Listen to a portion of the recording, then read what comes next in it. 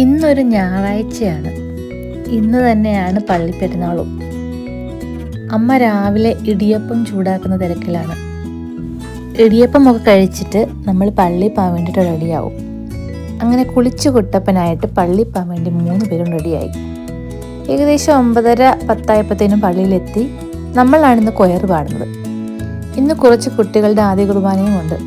പിന്നെ ഇന്ന് എല്ലാ വണ്ടികളും വെഞ്ചരിക്കുന്ന ദിവസമാണ്.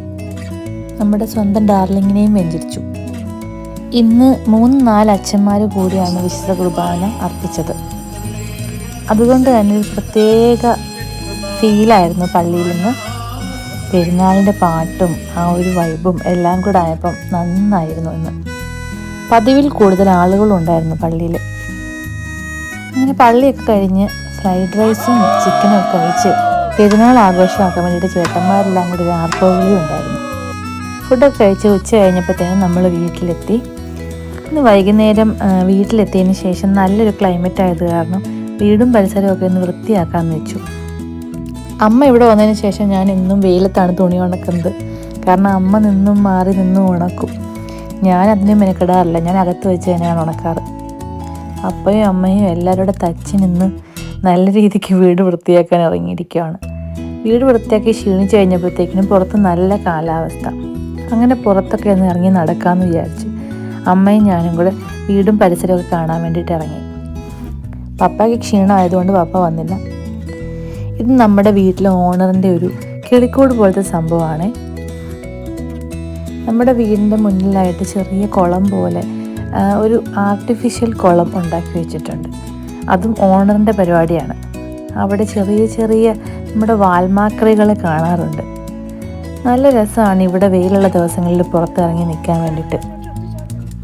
ചെറിയ വെള്ളം ഇങ്ങനെ അരിച്ചിറങ്ങുന്ന ഒരു വാട്ടർ ഫൗണ്ടെയിനൊക്കെ അവിടെ വെച്ചിട്ടുണ്ട്. അതൊക്കെ നല്ല ഭംഗിയാണ് കാണാൻ. അമ്മ അതിൻ്റെ ഭംഗിയൊക്കെ ആസ്വദിക്കുമായിരുന്നു അവിടെ നിന്നിട്ട്. നല്ല ക്ലൈമറ്റ് ആയത് കാരണം നമുക്ക് പുറത്ത് അധികം നേരം നിൽക്കുന്നത് കുഴപ്പമില്ല. ഇവിടെ സമ്മറായി കഴിഞ്ഞ് കഴിഞ്ഞാൽ ചെറിയ മഞ്ഞ പൂക്കൾ വിരിയും. നല്ല ഭംഗിയാണ് അവ കാണാൻ വേണ്ടിയിട്ട്. ഞങ്ങളുടെ ഈ വീടിൻ്റെ ഓണറിൻ്റെ കൃഷിത്തോട്ടമൊക്കെ ഒന്ന് നടന്ന് കണ്ടു. മുന്തിരിയും സ്ട്രോബെറിയും ക്യാബേജും അങ്ങനെ കുറേ ഐറ്റംസ് ഉണ്ട് അപ്പച്ചൻ്റെ ഗാർഡനിൽ. അങ്ങനെ കുറച്ച് നേരം ഓണറിൻ്റെ ഒരു പട്ടിയുണ്ട്. പപ്പയും അമ്മയും വന്നതിന് ശേഷം പട്ടിക്കുട്ടിന് ഭയങ്കര എനർജിയാണ്. അവൻ നമ്മുടെ അടുത്ത് വന്ന് എപ്പോഴും കളിക്കും.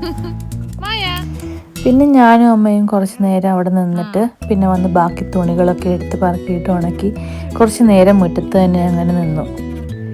കുറച്ച് നേരം വെയിലൊക്കെ കൊണ്ട് വിറ്റാമിൻ ഡി ഒക്കെ കൂട്ടാമെന്ന് വെച്ച് ഞങ്ങൾ പുറത്ത് തന്നെ കുറച്ച് നേരം അങ്ങനെ ഇരുന്നു.